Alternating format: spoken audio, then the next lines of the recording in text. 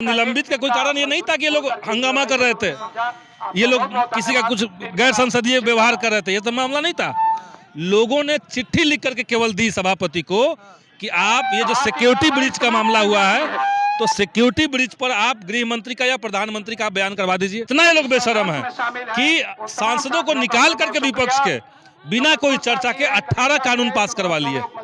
तो इसका तो हिसाब 18 कानून, ये जो 146 लोगों को निकाला गया है, समूचे देश की आबादी का 25% लोगों का ये प्रतिनिधित्व करते हैं। तो न केवल आप संसद का अपमान कर रहे हैं, बल्कि डायरेक्ट देश की जनता का आप अपमान कर रहे हैं। आप बताइए, किसी का मिमिक्री करना कभी कोई गलत बात है? इतना पाखंडी लोग है ये लोग कि इसको जोड़ दिया जाट समुदाय के अपमान से। और यही साक्षी मलिक, जाट समुदाय से आने वाली एक बेटी, कल रो रो करके इस्तीफा दी है, सबकी चुप्पी बंद है। इंडिया अलायंस की तरफ से आज पटना में विरोध प्रदर्शन रखा गया। जो तमाम लोकसभा से विपक्ष के जितने भी सांसद हैं उनको निलंबन किया गया, उसके खिलाफ आज विरोध प्रदर्शन पटना में रखा गया। हमारे साथ आज भकपा माले के विधायक संदीप सौरभ हैं। आप भी रोड पे आ गए हैं? हम लोग तो रोड पर हैं ही। और देखिए, जो विपक्ष का जो निलंबन हुआ है, ये एक मैसेज देने की कोशिश है। बीजेपी इस तरह का देश बनाना चाहती है जहां के संसद के अंदर कोई विपक्ष नहीं होगा, जहां की सड़कों के ऊपर कोई प्रतिरोध नहीं होगा और देश के अंदर कोई लोकतंत्र नहीं होगा। ये जो 146 लोगों को निकाला गया है, समूचे देश की आबादी का 25% लोगों का ये प्रतिनिधित्व करते हैं। तो न केवल आप संसद का अपमान कर रहे हैं, बल्कि डायरेक्ट देश की जनता का आप अपमान कर रहे हैं। तो ये तो चलेगा नहीं। और एक मिमिक्री का मुद्दा बना लिया। आप बताइए, किसी का मिमिक्री करना कभी कोई गलत बात है? हमको लोग मौका देते हैं, हम तो मंच से नाना पाटेकर का मिमिक्री करते हैं, तो गलत चीज है। इस तरह का देश में कार्यक्रम होते हैं जहां मिमिक्री लोग करते हैं, तो मिमिक्री कोई इश्यू नहीं था। लेकिन इतना पाखंडी लोग है ये लोग कि इसको जोड़ दिया जाट समुदाय के अपमान से। और यही साक्षी मलिक, जाट समुदाय से आने वाली एक बेटी, कल रो रो करके इस्तीफा दी है, सबकी चुप्पी बंद है। चुप्पी साधे हुए हैं बीजेपी के लोग, और उसके साथ तो सरेआम नाइंसाफी की गई है।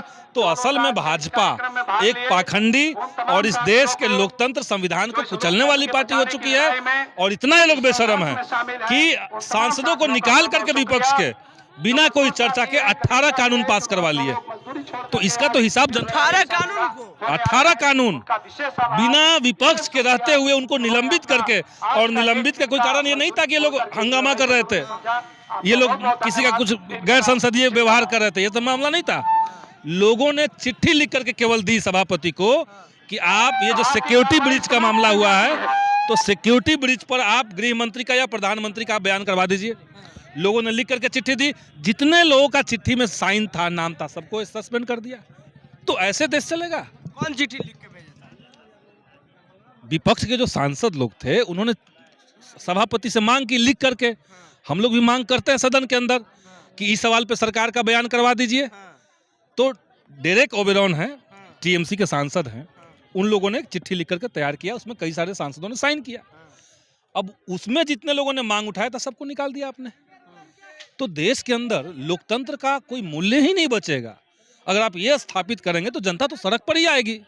लोकतंत्र खतरे में है। निश्चित आप समझ लीजिए कि बिना विपक्ष का अगर संसद चल रहा है और 18 इस तरह के कानून पास हो गए जिसपे डिस्कशन चाहिए था, तो लोकतंत्र खतरे में। इसको नहीं कहेंगे तो और किसको कहेंगे?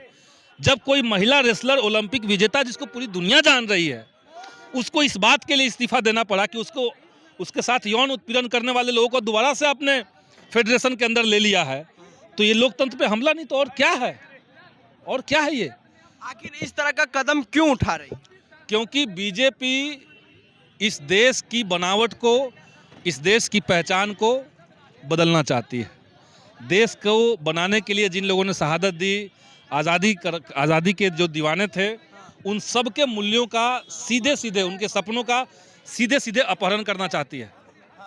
तो इसलिए बीजेपी उस सबको कुचल रही है। कुछ दिन पहले सर बीएसपी के एक सांसद को अभद्र टिप्पणी किया गया था, लेकिन रमेश बिधूड़ी के द्वारा, जो कि भाजपा के सांसद हैं, उनको कुछ नहीं किया गया। आप देख लीजिए, रमेश बिधूड़ी पे कोई कार्रवाई नहीं हुई। जिस आदमी के साइन से ये जो 3 बच्चे पहुंचे थे संसद के अंदर, जिन्होंने धुआं वहां छोड़ा, उस सांसद पे कोई कार्रवाई नहीं हुई। लेकिन महुआ मोइत्रा ने क्योंकि सवाल उठा दिया अडानी के ऊपर, तो उन पे बाहर निकालो। तो ऐसे देश चलेगा? अडानी के इशारे पे देश चलेगा? जनता का अधिकार है लोकतंत्र में या अडानी हावी है? तो भाजपा के शासनकाल में अडानी हावी है सब जगह। वो चाहता है कि विपक्ष ना हो, विपक्ष नहीं है, सबको निकाल दिया बाहर। तो कब तक आप लोग रोड पे रहेंगे? हम लोग बिना मोदी सरकार को गद्दी से उखाड़े हाँ। हम लोग चैन नहीं लेने जा रहे हैं। इंडिया गठबंधन की जो बैठक हुई है 19 तारीख को, उसमें तय हुआ है कि साझा आंदोलन लगातार सड़क पे होगा और पूरी एकजुटता के साथ विपक्ष का एक कैंडिडेट हम लोग देंगे और पूरे बिहार में एक एक कैंडिडेट हम लोग 40 सीट पर देंगे और इनको यहाँ से खदेड़ेंगे। मल्लिकार्जुन खड़गे का नाम सामने आया है, प्रस्ताव रखा गया, क्या लगता है हो सकते हैं वो? हो सकते हैं, अच्छा है। अगर इस तरह का विकल्प कोई बनता है, देश को अगर कोई पहला दलित प्रधानमंत्री मिलता है तो अच्छा है, इसमें क्या। शंकर भट्टाचार्य भी समर्थन किया है। हाँ तो ठीक ही तो है, हम लोग तो कर ही रहे हैं, लेकिन वो ज़्यादा महत्वपूर्ण नहीं है। सबसे महत्वपूर्ण ये है कि देश के अंदर आम जनता ये समझे कि अब उनके देश के ताने बाने पे संकट आ चुका है।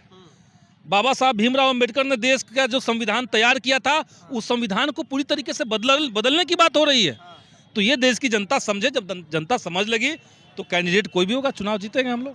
भाजपा वाले तो कहते हैं सारा चोरों के सरदार एकजुट हो गए, इनसे कुछ नहीं होने वाला है। चूंकि वो ईडी और सीबीआई को जेब में रखे हुए हैं, सीएजी को जेब में रखे हुए हैं, तो जितना डकैती वो करते रहेंगे, सीएजी और ईडी और सीबीआई तो कुछ करने से रही।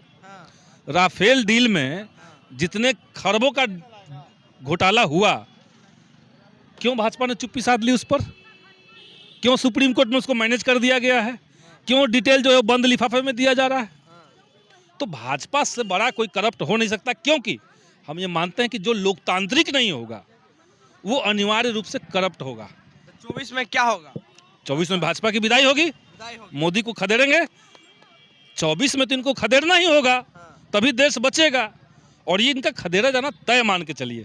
वो चाहे जितना रो गालें, जितना माई बाप कर लें, जितना पाखंड अपना लें, जितना रोने लगे कि हमारा उपराष्ट्रपति का अपमान हो गया, लेकिन 24 में जनता ने मूड बना लिया। बिहार के लोग तो हमेशा से बदलाव के पक्ष में रहे हैं, हम लोग इनको सत्ता से खदेड़ के मानेंगे। तो तमाम जितने भी सांसदों को विपक्ष का निलंबन किया गया था, उसके विरोध में आज भी संदीप सौरभ भी आज पटना के इनकम टैक्स से लेकर के डाक बांग्ला तक प्रोटेस्ट किए और कह रहे हैं कि 2024 में भाजपा को खत्म कर देंगे और भाजपा से ज़्यादा करप्ट कोई नहीं है। बहरहाल हमारी बातचीत में आपकी क्या प्रतिक्रिया है वो नीचे कमेंट ऑप्शन दें। फेसबुक पे देख रहे वीडियो को शेयर कर लें, यूट्यूब पे देख रहे चैनल को सब्सक्राइब कर लें। धन्यवाद।